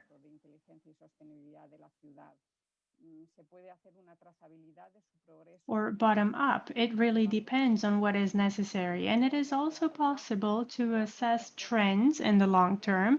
It is also possible to compare in a very smart way the development or the performance in terms of KPIs. And they can also look at their global performance and compare with over 100 cities, looking at the Sustainable Development Goals in the U4SSC initiative. As for the implementation of such KPIs, the key performance indicators for U4SSC around the world, there are many resources, as I had previously mentioned. They're free, they're available on our website. There are, for instance, the city snapshots. We can also see the reports that are done for each and every case. There are some fact sheets with details and characteristics of all the cities involved. And there's also some case studies. That's going to mean that that's going to serve as a reference for you to see the implementation process of such indicators. This way, you can have a useful analysis, you can see the lessons learned, you can look at the practices in implementing these processes, and some key ideas to leverage the process. So these are reports that show the results of these processes, and they're very important as well to promote both nationally and internationally, promote these initiatives. As I was saying, this has a global reach. It has been implemented in over 100 cities, thanks to the support of ITU, the International Telecommunications Union. We also have different technologies involved. We have a good perspective here of the future, because we're going to get to different places, to more and more places, to have a truly global range. We're talking about being smart. We're talking about being sustainable and in connection with the ITU. By the way, this is the contact information and the website of the initiative, of the U4SSC. So if you're trying to find more information, you will be able to see the KPIs, the different themes that I mentioned, and many other aspects, of course. Thank you very much for your time, and I hope this has been useful. And we really expect to see you taking part in our initiative. I would like to invite everyone in the academic sector, in different industries, of course, and representatives of the governments, because that's also important, and they're also represented by the ITU. Thank you once again. working us through the U4SCC and especially sharing with us the information on the ongoing projects. As we are a bit close to the end of the event and we have two distinguished speakers that have yet to deliver their presentation, I would kindly ask the audience to bear with us. We are going to have a set of questions and answers at the end. And I would like now to give the floor to Daniela Schettino, General Coordinator of Telecommunication Infrastructure Projects of the Ministry of Communication, Brazil. Daniela, the floor is yours. Thank you, Cristina. I'll make my presentation in Portuguese. Boa tarde a todos. Good afternoon, everyone. I work for the Ministry of Communication in Brazil. I'm going to make a very brief presentation about the program that we have in the Ministry of Communication concerning sustainable smart cities, how it started and our current status. Fortunately, what I'm going to share with you is very much aligned with what we've already heard from other presentations.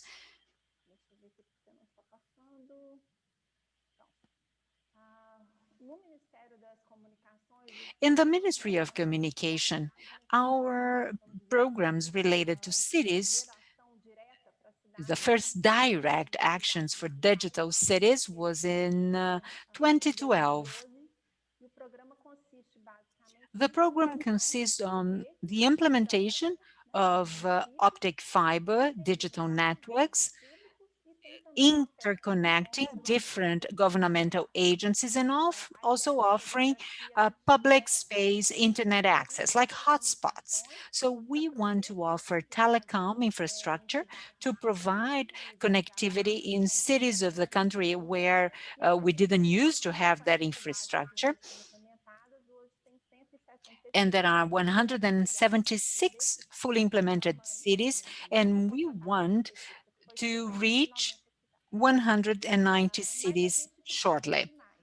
But we need much more. We know that for a city to be smart, connectivity is simply one of the steps. In the end of 2018, there was a new law on the telecom policies stating that a smart city program would follow the initial program of digital cities. So in our Ministry of Communication, we started to think how we could really bring on board all the cities, those that already had access to technology, and how to transform them into smart cities. By investigating and learning more, gathering information, our team members joined an ITU event where they saw this model,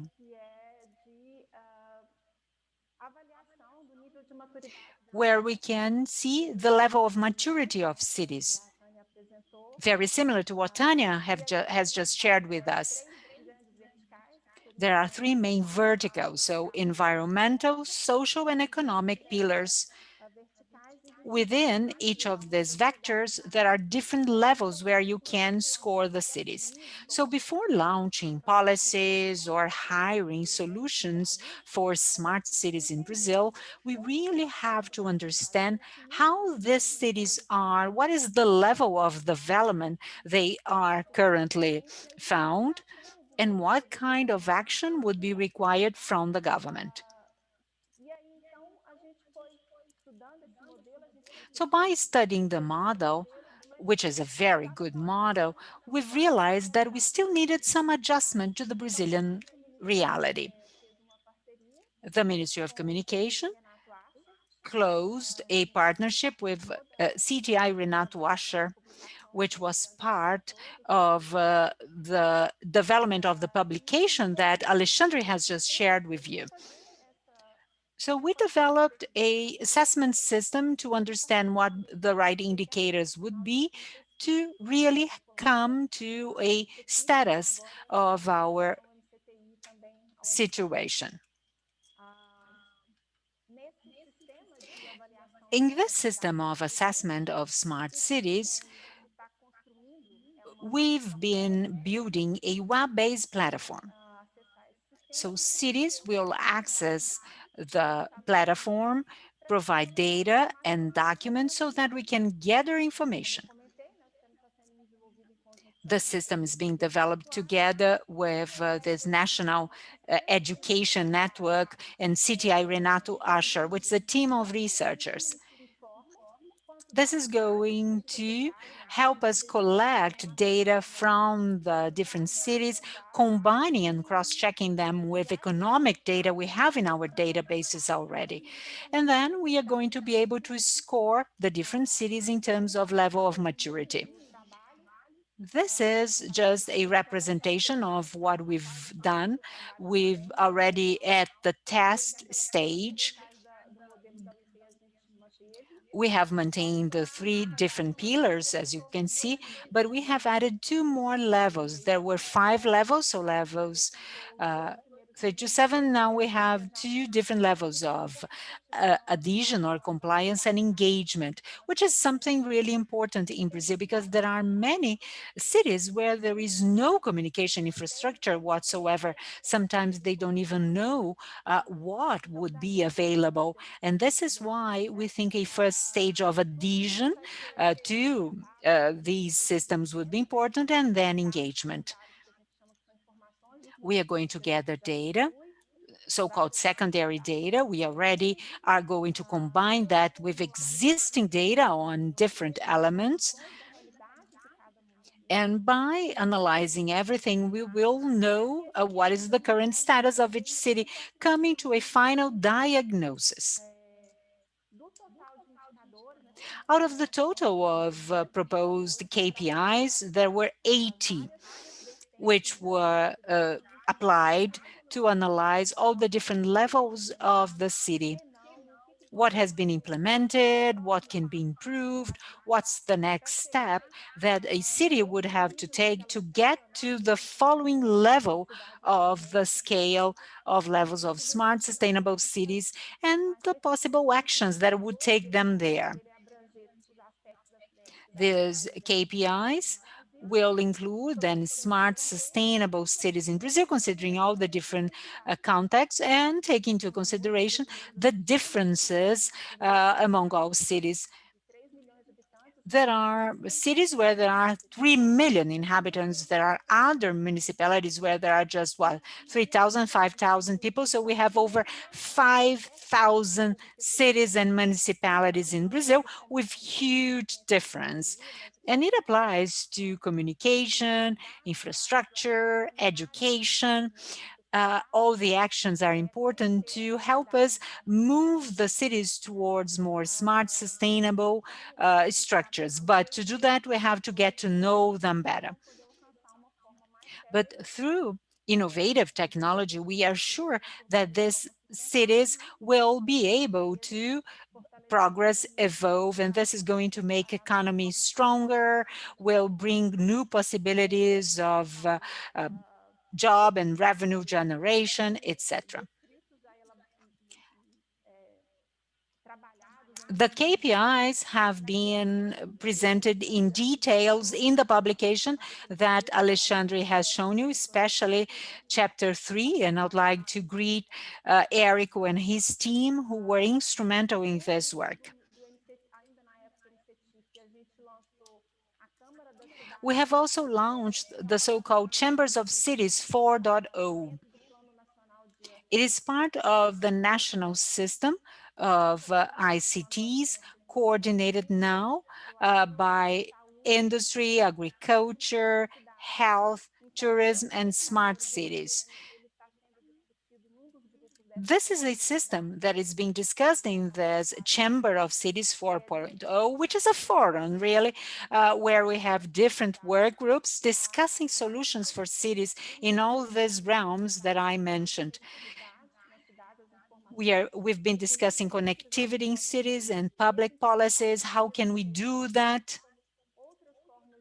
And a number of other ways to encourage that through RFR, so tender for bids and really bringing more and more players on board. The forums are extremely enriching for these discussions. The Ministry of Regional Development is also part of these forums and discussions. And with that, I conclude my presentation about the systems and the system of KPIs that we have been developed in Brazil, thanks to these very important partnerships following the ITU model. So thank you very much for the invitation to be here and to speak to you today. Thank you so much. Thank you, Daniela, for showing actually the implementation of one of the ITT standards, recommendation 4904. I think that Brazil is really one of the first few countries. The recommendation was approved just 6 months ago. So I really congratulate you and the team, Eric, and all colleagues involved in this effort for really showing to the world the implementation and how good it is. And I think that, you know, the publication that was launched today provides really a great opportunity for readers actually to learn more about the implementation in Brazil. So now I would like immediately to invite our next speaker. Last but not least, I am very pleased actually to introduce to all of you Pere Fuset, who is the Counselor for the Digital Agenda and the Electronic Administration of the city of Valencia. Pere is a dear friend. He was the host of our last Green Standards Week in Valencia, so we're very pleased now to have him with us, and I'd like immediately to give him the floor. Muchas gracias. Aprovecho para enviar una... Thank you very much. And I would also like to greet all of you virtually, of course, virtually, all of the participants, because of course we have been forced to meet virtually, and anyway, we can make the most of it and move forward and be together remotely, and that is great. I'm going to share my screen. I hope you can view it. So let me check this here. Can you view my screen? Not yet. Okay, in a moment. Please bear with me. Okay, there you go. Great. So as I was saying, Valencia is a city that, well, where we've been working with this concept for many years, but it all started in 2014 when we made a strategic decision to hire a smart city platform, that brain, that heart on which we have built our strategy for our smart city that is sustainable. And of course, we have focused on connectivity. Bear in mind, Spain is one of the countries with the best fiber optics connectivity, broadband.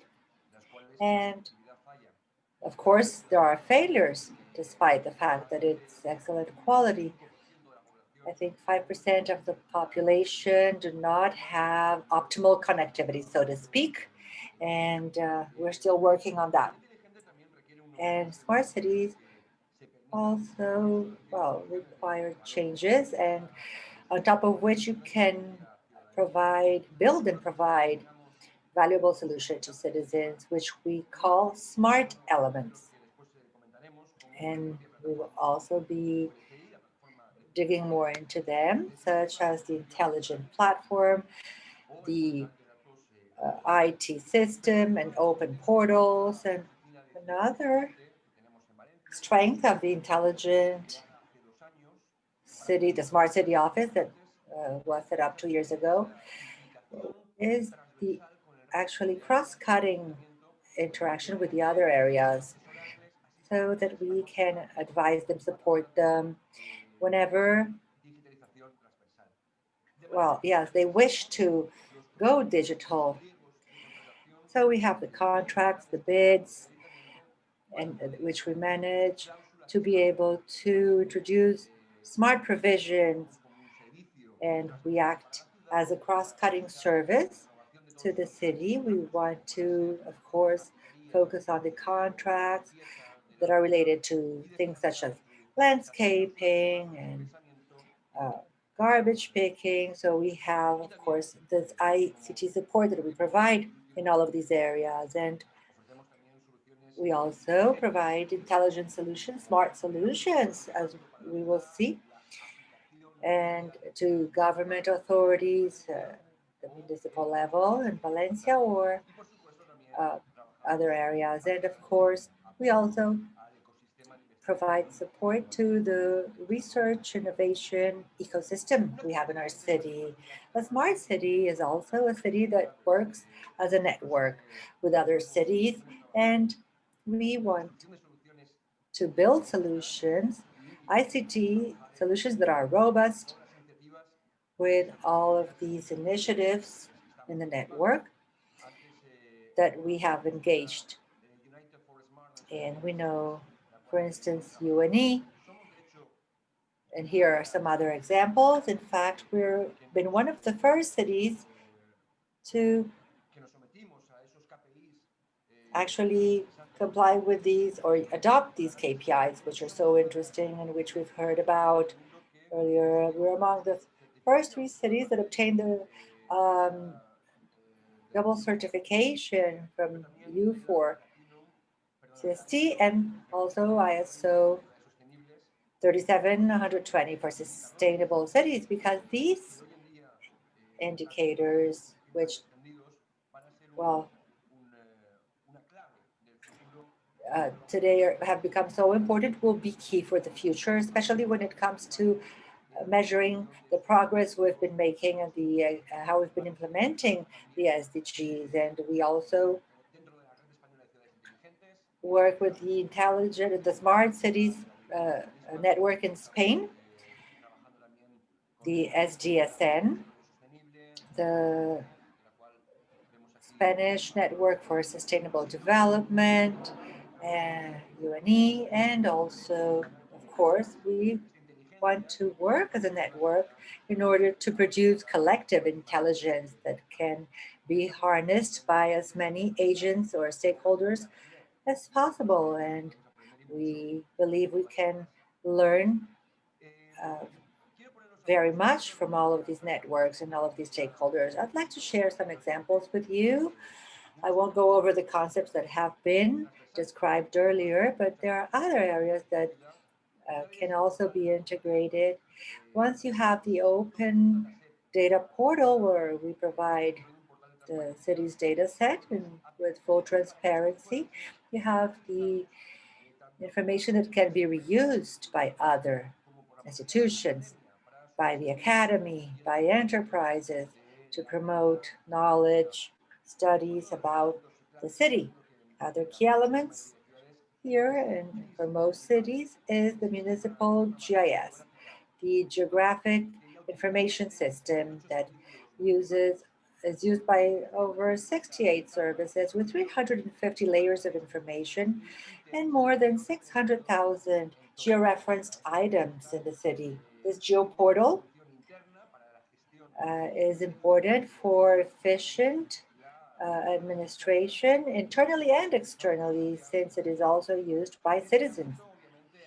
And in this regard, we should also talk about our app, the municipal app for Valencia, because we want for citizens to carry the city in their hands, to receive information in real time on public transportation services, on bikes that are available, and grocery stores, bus stops, drugstores, etc. We also share segmented information with citizens, and in the near future, we will also be able to share information by zone, only to citizens that live or work in a particular zone in the city. We are going to segment the information that will be shared as much as we can. And there are other examples we could share, such as, well, the boards and the dashboards And here we have dashboards for the city, external dashboards that will provide particular information in real time whenever possible to citizens with information on the traffic, heat maps, and others, air quality, and parking spots that are available, and other factors. So this platform is growing and evolving continuously. There's also a service called Valencia a Minute, and this is also about internal management, looking at the municipal markets that are connected, and we can then know their capacity, the temperature, the humidity level in the supermarket, the noise levels, and we can also introduce different strategies regarding lighting, signage to prevent, crowding or alcohol consumption around the area. And when it comes to field management, we also track activities and itineraries for businesses, for enterprises, to do field management, to also support citizens in regards to municipal administration and displacement. And these dashboards have, of course,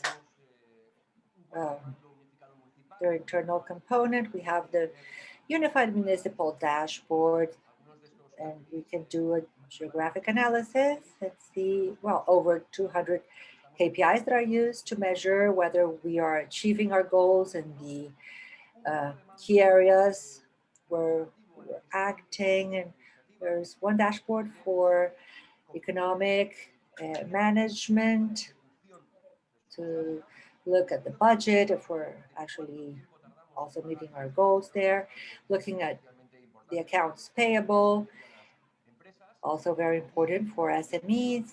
And of course, we have to also manage our daily operations. We also have more specific dashboards that you can see at the bottom related to mobility in the city. So in the city that wants to be smart and sustainable, this is very important. And we have created these dashboards for bicycles, bike riders, and we can also track that. So these are just a few examples I wanted to share of what you will find on our webpage, Smart City.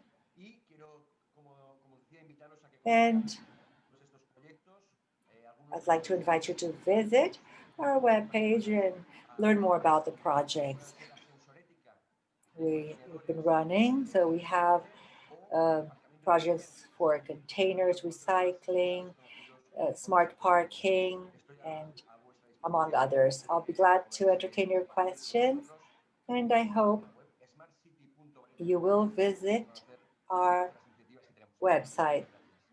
Thank you very much. Thank you so much, Pere, for your presentation, for all the information you've shared with us in relation to the activities that are being carried out, that are underway in the city of Valencia. And I would like to inform we have received 17 questions so far, but we will not be able to answer all of them. However, we will send you the answers by email. So please allow me to ask one last question to Paris, if I may. What are some, well, would you give us, what kind of advice would you give us in relation to activities? What are the key elements for that made Valencia such a sustainable and smart city? Maybe you could walk us through how Valencia became a smart, sustainable city. What were the solutions that were brought about that could be applied in other cities? Sure. The first one has to do with the political impact. There has to be a government that understands the impact of such solutions. Also, this is not something about a digital agenda. It has to be really a cross-sector initiative. Everyone needs to understand the impact because it is also about changing our mindset, if you know what I mean. So, of course, everyone has to be in. We also have a few tools such as the Smart Cities platform, but I would even say that those platforms, they're actually secondary to the will to understand that this has to do with a change in paradigm, a change in the mindset of everyone who is involved. I think that is paramount. So, of course, we don't have much time, but I will still give you just a few examples on the right applications. We have some smart apartments. We're going to have over 1,000 apartments for our pilot project. We're also going to have a few parking spots that are going to be available in our pilot project. We have the reservation of those spots made available through digital technologies. We're also going to have some sensors for containers, and that's also going to help us have an idea if a container is full or empty. Thanks to that, that's going to optimize the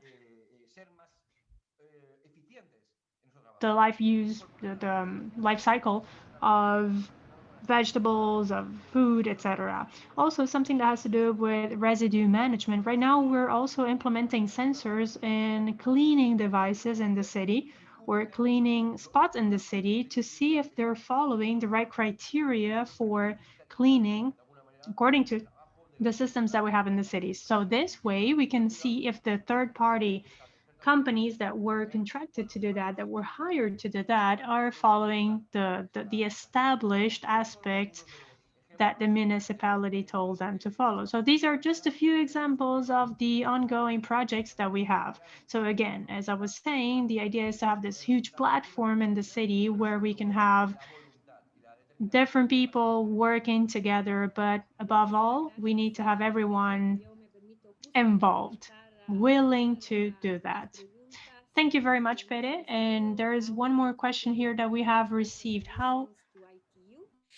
I would encourage you to participate in the thematic group that is actually led by the city of Valencia in the U4SCC that is dealing actually with city platforms, where you will have a possibility actually to share infrastructure solutions information, and that they will be used to build a smart sustainable city architecture. So saying that, as I know that we are running a bit of time, I would like to take the opportunity to thank everyone for the active participation. I hope that we were able to answer at least some of the questions. I strongly encourage all of you to reach out to us, and I'm sure that we will be able to provide, a satisfactory response to your question. I would like also to thank all of the attendees for joining us here today from around the world. A big thanks to all the speakers for sharing their valuable insights and experiences in our session.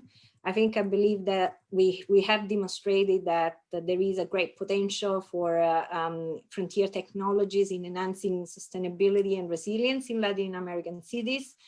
And after hearing our speakers, I believe that there is a clear message, and it is the journey to become a smart, sustainable city is unique.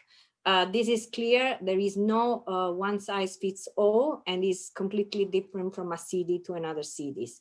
So the importance of the local and regional context must be emphasized and taken into consideration when a smart city policy is put in place. With that in mind, I want to thank once again our co-organizer, the Regional Center for Studies on the Development of the Information Society of the Brazilian Network Information Center, and in particular Tatiana and all their team.